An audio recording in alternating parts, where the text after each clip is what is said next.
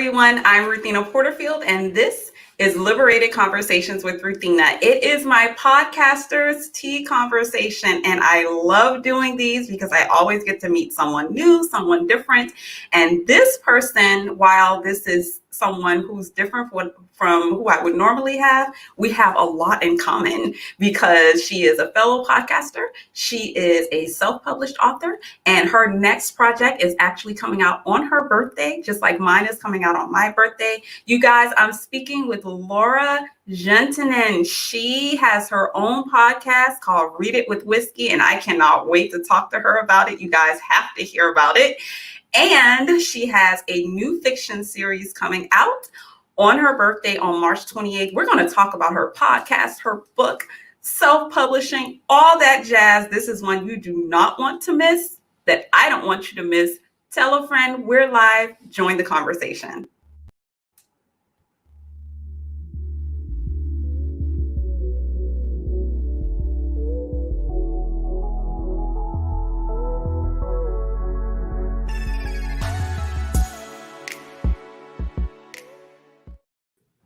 Hello, Laura. How are you? Hello, Ruthina. Thank you for having me. I'm so excited. I am excited too. This is a conversation that I've been looking forward to because although we've never met each other, I feel like we have a couple things in common.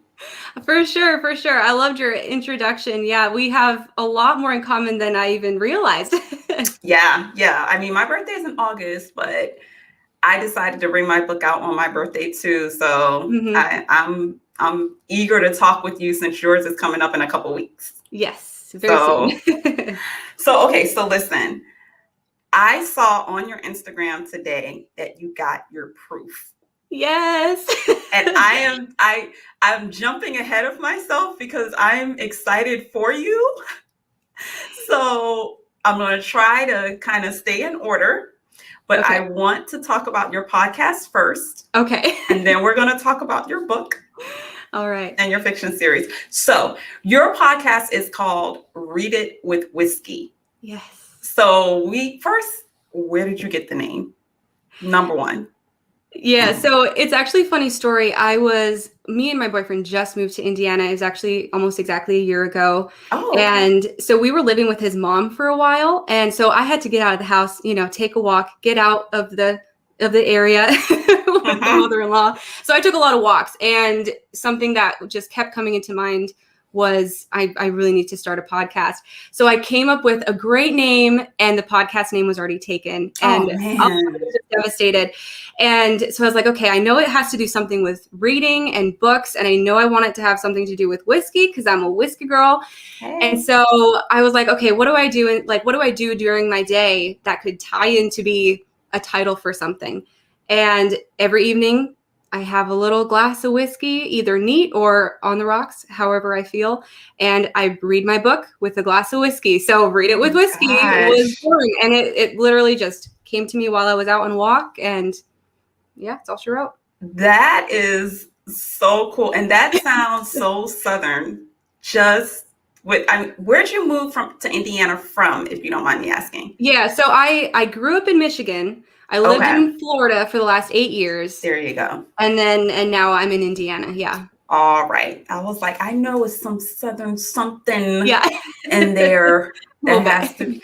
Okay. So I came across your podcast because I was doing some self-publishing research as I began my whole self-publishing process. Mm-hmm. And when I saw that the whole point of your podcast is to support and to promote self-published authors, I was like, wait, what? Mm-hmm. Like, that is a totally different concept in the ridiculous amount of podcasts that exist. So how did that idea come about? Did it just kind of mesh with your whole idea of a podcast in general? Like, how did that start? Yeah, it was interesting because originally, like I said, I knew it had to do something with books and whiskey. I didn't know exactly what that would mean. And I have published a book back in 2019. It's a self-help nonfiction book. It's tied to life coaching that I used to do back in Florida. Okay. And when I published that book, I was like, I know I want to do self-publishing because I want the freedom. I want to be able to do it my way. And I'm also kind of impatient. So I didn't want to have to wait for the traditional publishers to decide like, okay, I guess we'll pick you up. So self-publishing it fit in. However, self-publishing is very, very hard. And it's a business in itself. And it was really difficult to get my book out there. I think in that first year, I maybe sold $600, like maybe 100 copies of my book. And because I had that experience and I know I wanted to continue writing and go into fiction, and I knew everybody else was having the issue, I was like, why don't I help those fellow authors get their books out to the world?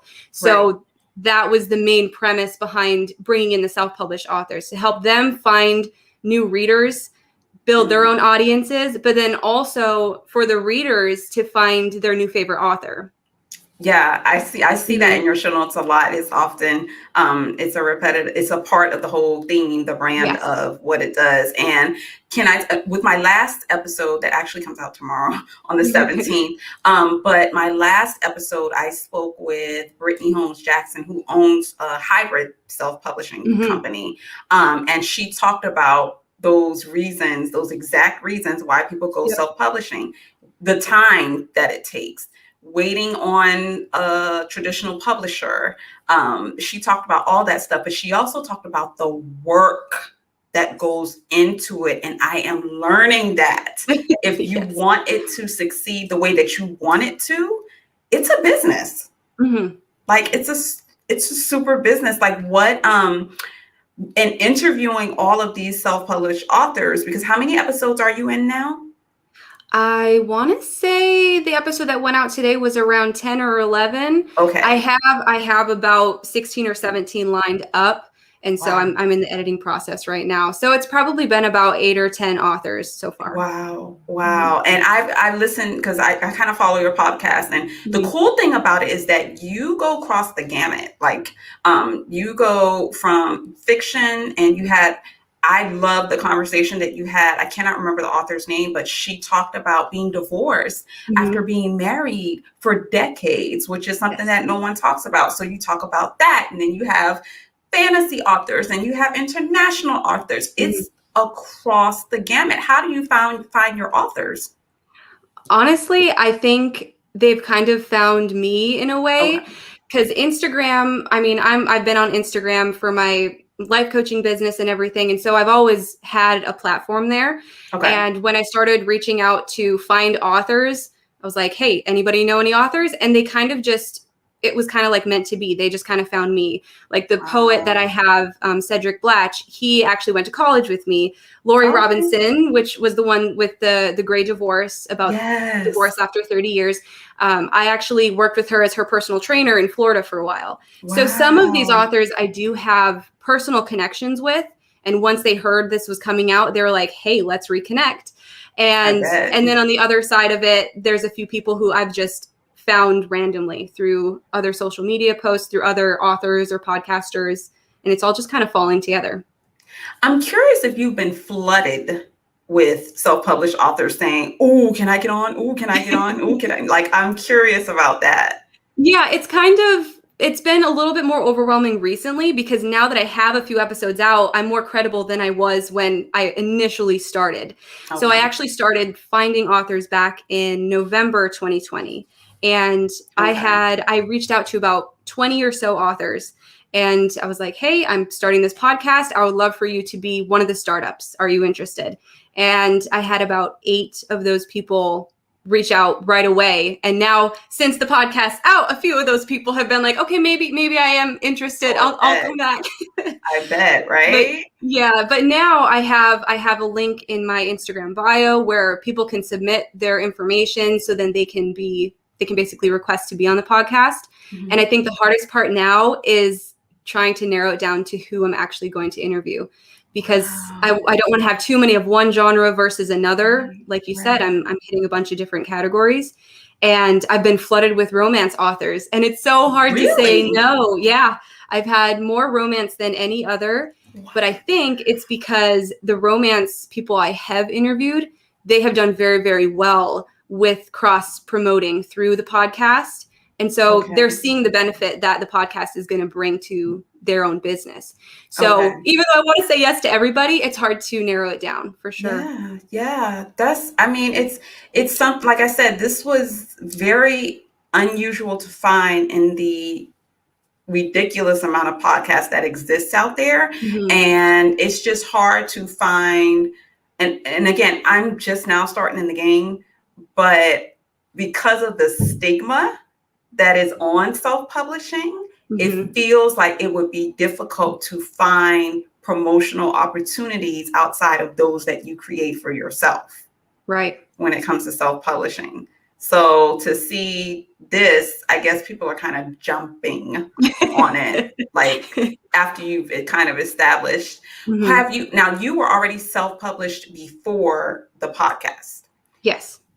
What do you think you've learned from speaking with these other self-published authors about self-publishing that you didn't know, that maybe you wish you had known when you self-published first? So I have learned so much from these self-published authors. Every single interview I've done, I've learned something. And I find so much value from what they're able to teach me, and hopefully I'm able to teach them something too. And I think one of the biggest things that I've learned is that everybody is a little bit terrified because self-publishing is not easy. And putting yourself out there, writing about things that are really scary to you or that might be a little uncomfortable, everybody has that feeling and everybody is going to struggle, and that's normal. And I think I really beat myself up when I published my first book because I was like, why isn't this working? Why aren't people buying the book? Why hasn't this driven up further than it did? And it's normal. That's what happens to everybody. And it took me talking to all these people to realize that, okay, this is normal. Just push a little bit harder and take one step at a time. Right.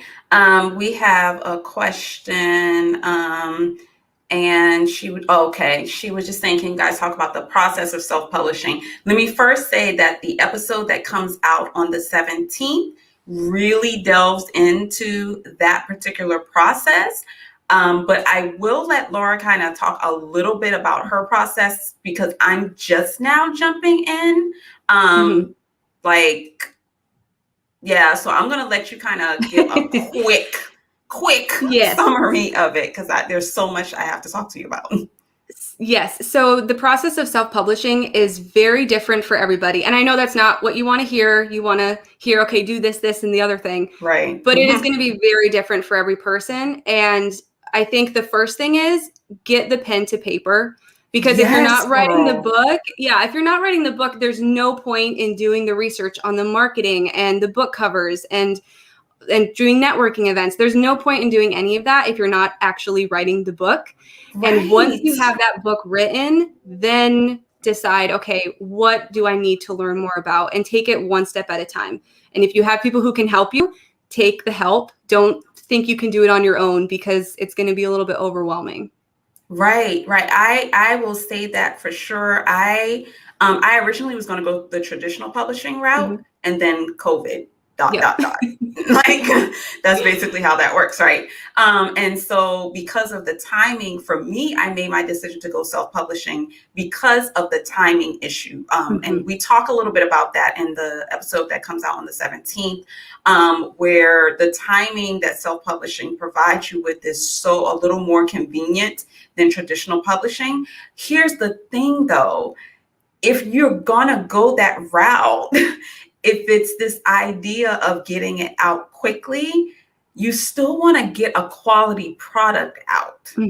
So with me, I'm not about rushing anything. I'm about making sure that the product that I put out there is 90s term bomb. Exactly. So, I mean, the tip that is given in the last episode is give yourself at least 3 to 6 months to kind of really get it out there, get the book written, however long it takes. And then after that, give yourself some time to get it the way that you want it. So you're putting something out there that you can be proud of. Yes, I right? agree with that 100%. So definitely for more information, check out the episode coming out tomorrow on the 17th. Okay, so let's talk about your fiction series that's coming out, right? Yay! So, okay, first of all, I'm super excited because it's not just some regular random fiction book, just like any other book. Mhm. First of all, girl power, it is Women's History Month.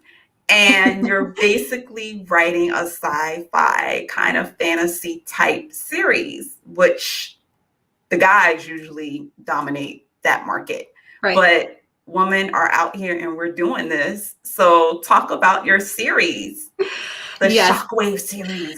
I'm so excited. So Yes. for those of you watching, here's the proof. So this, first of all, this book cover, Bianca Bordiondo on Instagram, she's incredible. She designed this cover for me. It's nice. I like it. It's so pretty. And this is the proof. So that's why there's this weird gray line there. That's just from Amazon.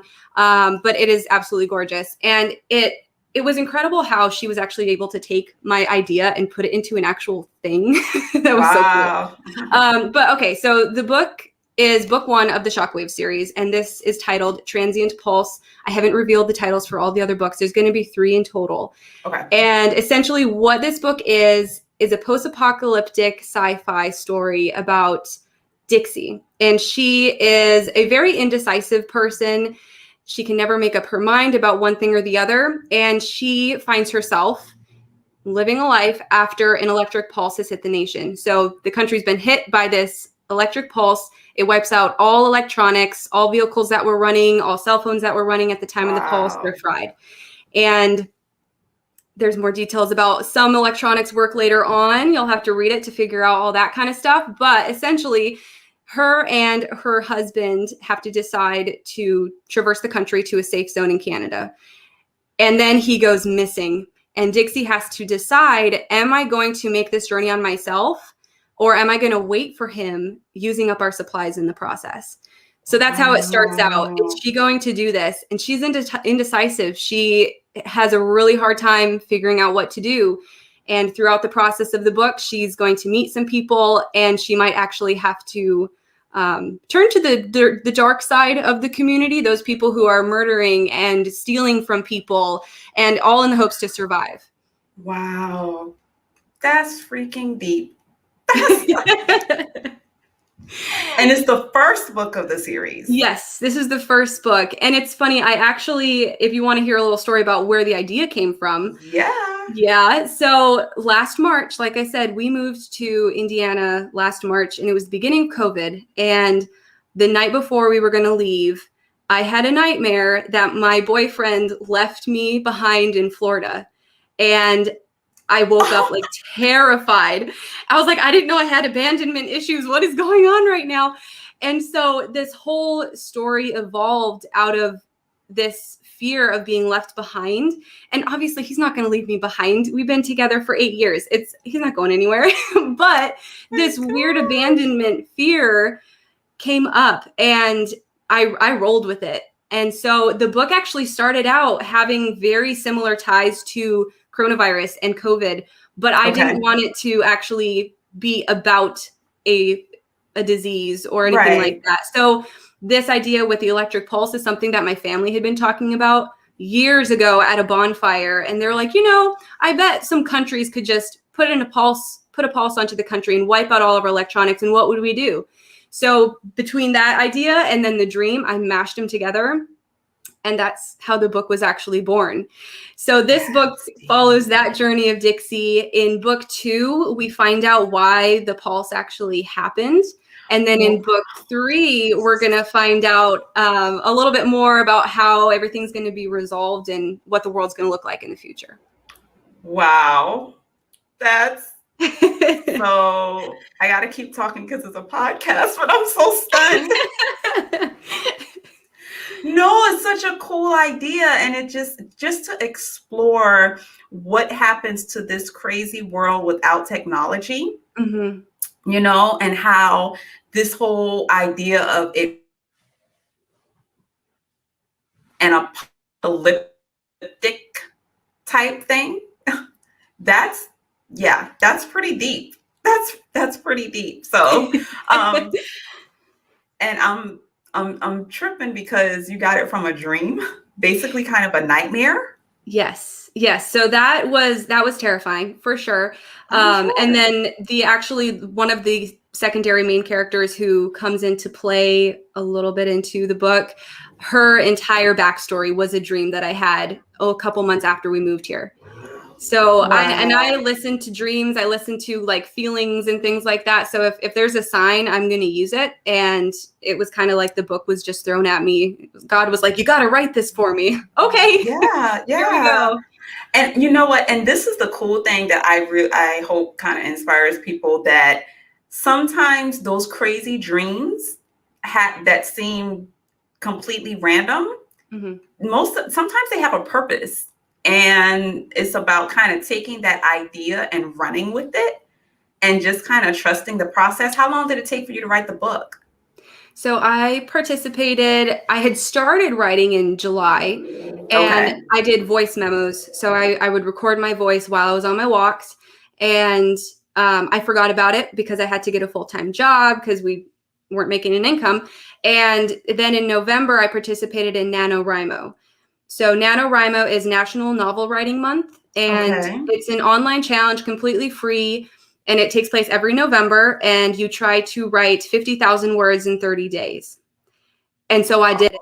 I wrote 50,000 words in 30 days, and then since November, I added in another 17,000, and then I just finished up editing it now. So essentially, the big meat and potatoes part of it started in November, and now we're sitting in March. So it hasn't taken too long. Well, blessings to you, because I started writing my book in 2008 and just finished it in 2019. And that happens a lot.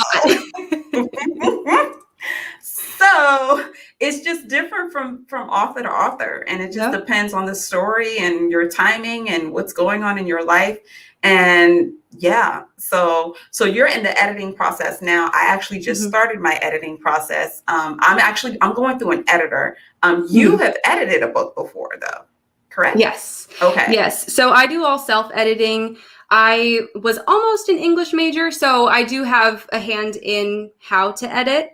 I'm still not a professional, but you have to kind of pick and choose where you want to spend your money as a self-published author. Right. Where do you need to invest versus where you can get by without investing? Exactly. And so my first book I wrote in 2019, I edited that book. This book I've edited, and I have taken on a few projects for people I've known to edit their books.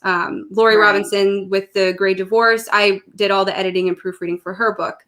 Right. And so it's been an evolution. I've been learning the process as I go. Yeah. But yeah, it's not easy. It's definitely not easy. It's not. And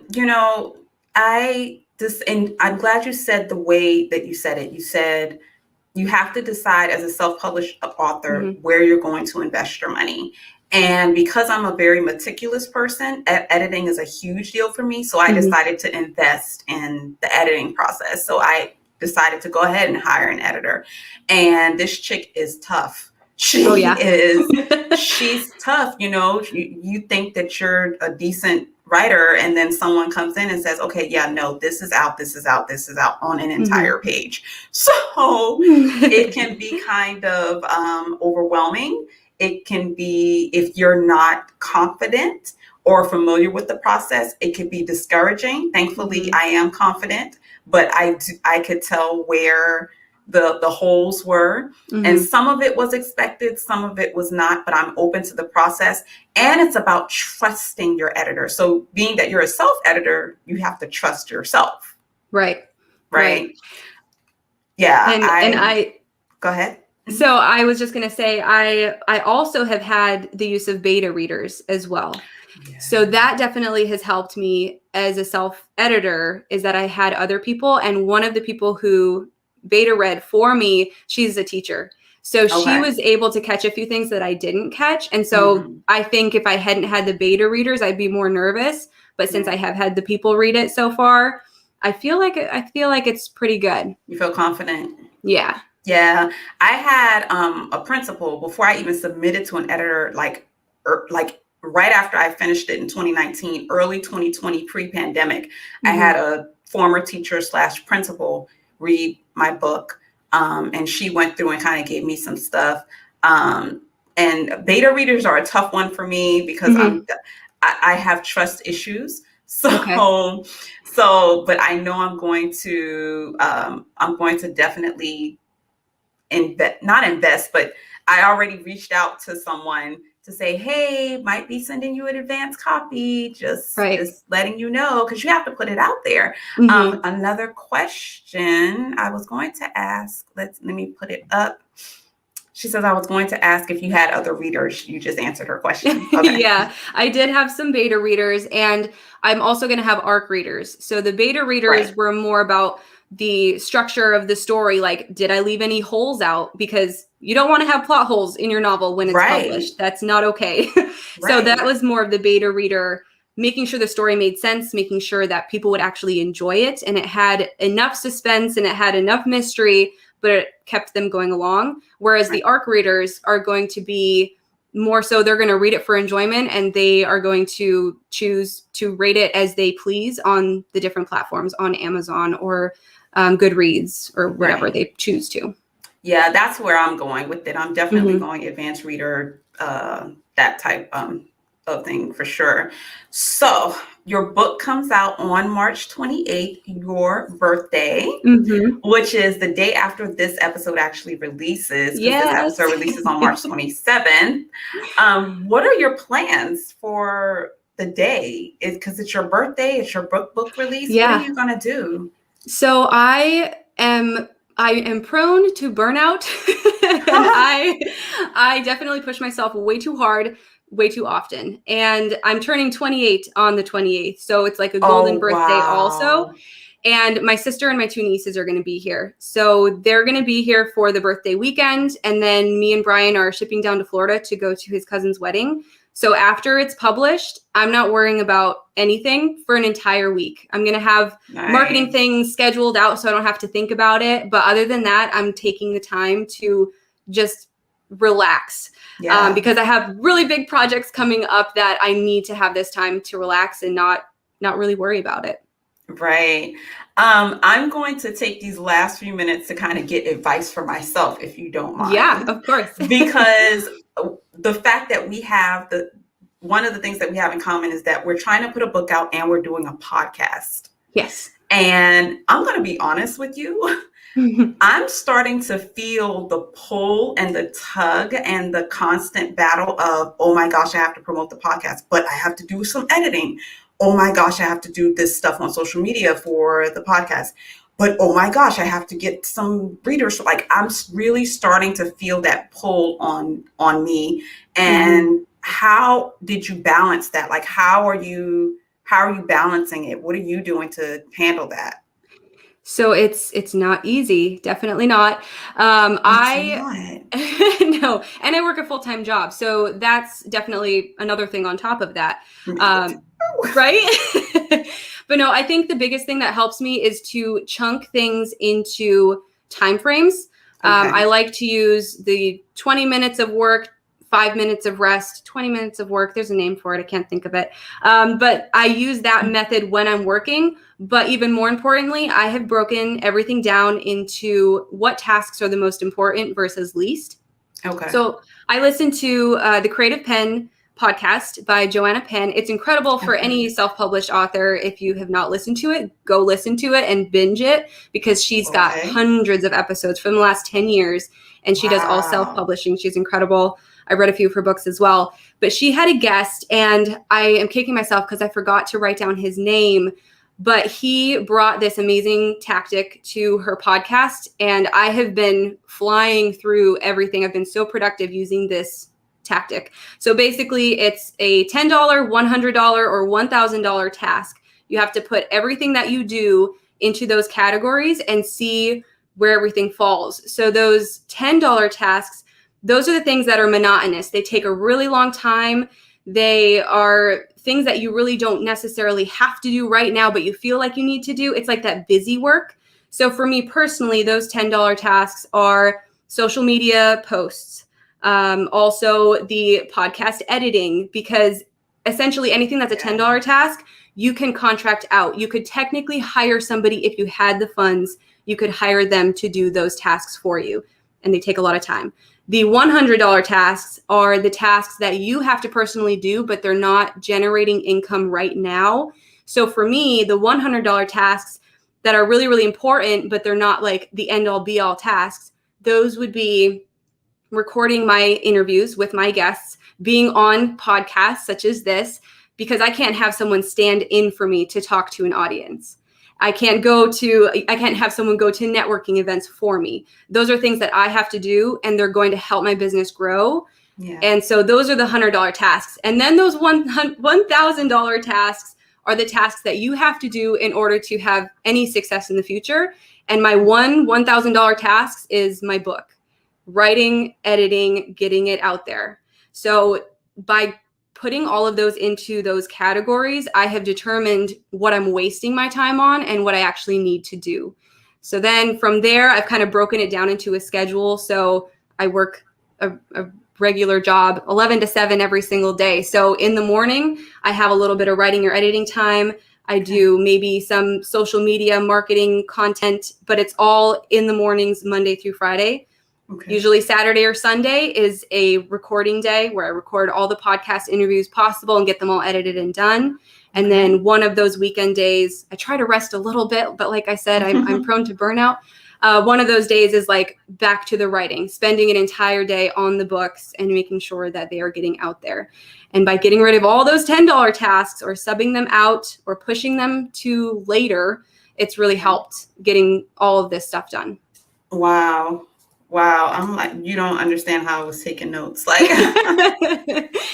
I've got to figure out what that guy's name was, but it's on Joanna Penn's podcast, The Creative Pen, and he explains it so beautifully. And you can use that concept for any business. You don't have to be a writer or a podcaster for anything. Even your regular day-to-day life, you could use this concept.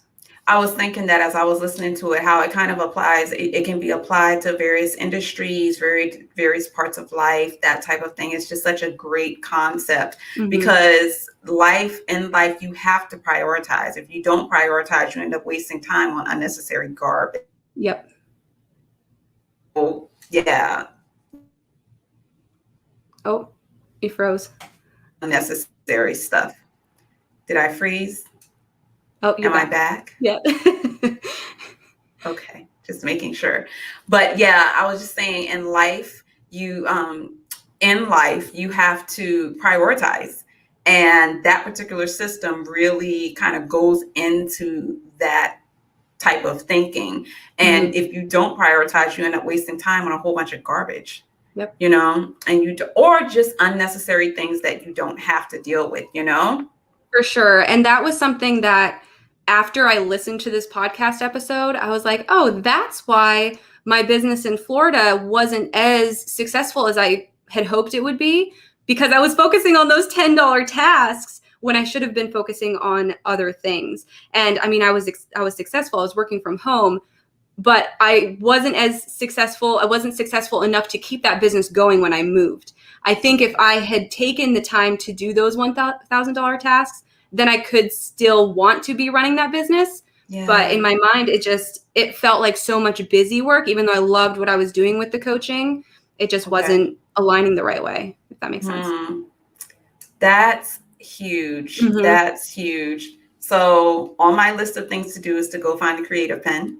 Yes. And I actually had heard about it, but I think I might have gotten caught up in some $10 tasks that exactly pulled me away. So that's on my list. That might be my lunch hour stuff that I listen to while I eat lunch or something like that. So definitely on top of that. Okay, so the book comes out on March 28th. Yeah. Where can we get the book? Wait, are you in pre-sales yet? Yes, there is a pre-order up.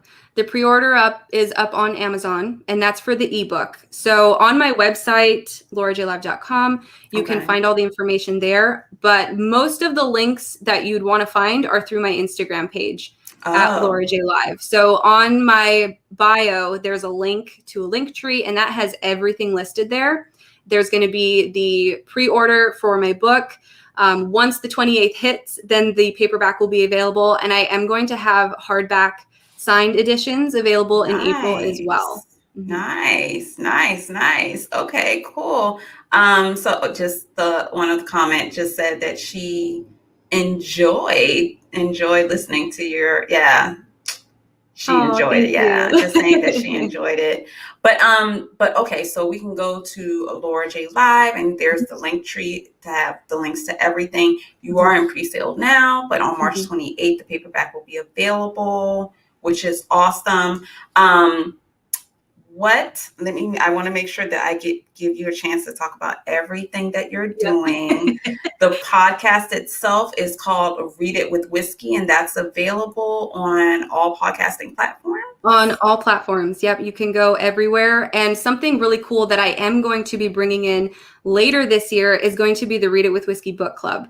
And I was so I was going to launch it this spring, but then I decided to write a 3-part sci-fi series. So everything got pushed back a little bit. But basically, the book club is going to be really cool. Every single episode that I have on the podcast, I'm going to have my Patreon members vote on all the different books, and we're going to choose the books from the podcast episodes. So any episode that you really, really loved, you're going to vote for it, and then that's going to be the book of the month.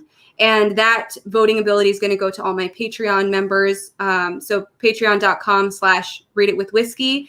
And basically Patreon is a platform where basically anybody can support somebody who is doing a creative entrepreneurial business.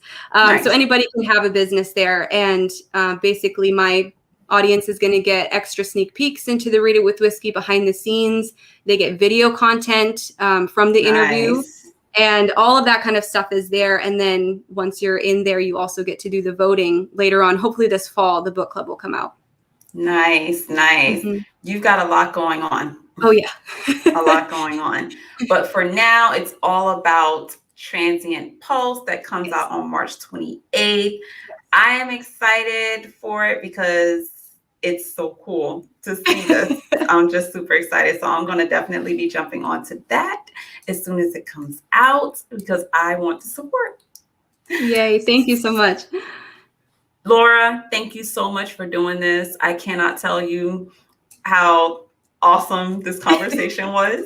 So definitely, I'm definitely following you on Instagram. So I can't wait to jump into that stuff. Hang out for just a second. All right. Thanks so much. Thank you. You guys, that was Laura Juntunen. Listen, you guys, check out her book series. It starts, the first book, Transient Pulse, comes out on March 28th. It is an interesting, stimulating, get your mind together type concept that I really am excited to jump in and to read. I want us to support self-published authors, not just because I am one or about to be one, but because it's all about working for ourselves right now. So definitely jump onto that. In the meantime, stay cool. Peace, stay cool, and God bless.